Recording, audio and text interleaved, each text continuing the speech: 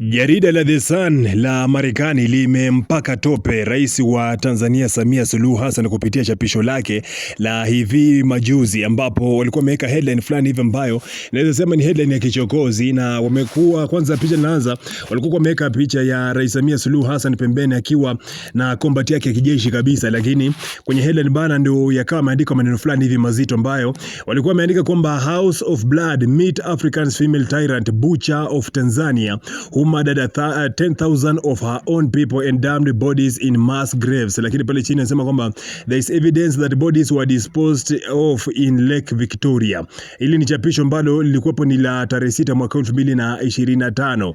Sasa kutoka tarehe 6 mpaka sasa hivi nadhani kwamba ni chapisho ambalo liliandikwa na mwandishi ambaye anajulikana kama Bethan Moss. Sasa hapa ni kikufafanulia tu kiundani hiki ambacho alikuwa ameandika pale juu, anasema kwamba House of Blood ukiwa na maana kwamba hii ni nyumba ya damu. Sema kwamba kutana na muuaji mkuu wa Afrika ambaye wamempa jina la Butcher of Tanzania, yani muuaji wa Tanzania ambaye ameua watu zaidi ya 10,000, watu wake 10,000 na kutupa miili yao katika makaburi ya pamoja. Lakini sema kwamba kuna ushahidi kabisa ambao unaonyesha kwamba miili ilitupwa katika ziwa Victoria, na pembeni kwa ameweka picha ya Rais Samia Suluhu Hassan. Lakini pia kulikuwa kuna picha kadhaa za maandamano, kuna picha za matairi kama yanaungua barabarani, lakini pia kuna picha ambazo zinaonyesha jeshi la polisi. Kuna polisi wawili pale wameshika bunduki kama wanaelekeza kwa watu ambao inakisiwa kuwa ni waandamanaji. Lakini pia pembeni anasema kwamba President of Tanzania Samia Suluhu Hassan is accused of war crimes.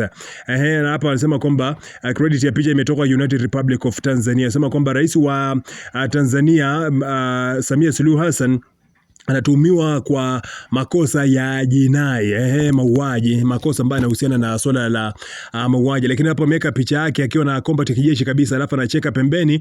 Kuna wanajeshi ambao pia wapo nyuma yake, ikiwa inaonyesha kwamba, ikiwa na picha kwamba ndio watu ambao anawatumia katika kuua watu wake. Sasa kiujumla picha ilikuwa imewekwa kama hivyo, lakini kwenye headline bana kwa kubeka vitu vingi sana ambavyo vinaonekana kabisa kwamba ni vya kumchafua na kumfanya aonekane kwamba ni mtu ambaye nia yake ilikuwa ni kuua na kuangamiza wa Tanzania. Sasa inaonekana kabisa kwamba dunia haija move on, yani kuna baadhi ya watu ambao hawajachoka kabisa kuandika mambo ambayo yanahusiana na machafuko ambayo ilishuhudiwa tarehe 29 Oktoba. Lakini pia toka tarehe 29 Oktoba mpaka leo hapa pia kuna kauli nyingi sana ambazo zimetolewa kuhusiana na mauaji ambayo yalijitokeza, na ikizingatiwa kwamba ilibuniwa tume ya kwenda tume ya maridhiano ambayo sasa hivi inategemea kutoa ripoti kuhusiana na kiundani kilichofanyika Oktoba 29 na maandamano yaliyoshuhudiwa, pia na mwafaka wa nchi itakwenda kuchukua mustakabali upi ili kuweza kuhakikisha kwamba machafuko hayatokei tena. Sasa inaonyesha kabisa kwamba serikali ya Samia Suluhu Hassan ina kibarua kuweza kuleta umoja, mshikamano na uwiano baina ya Watanzania.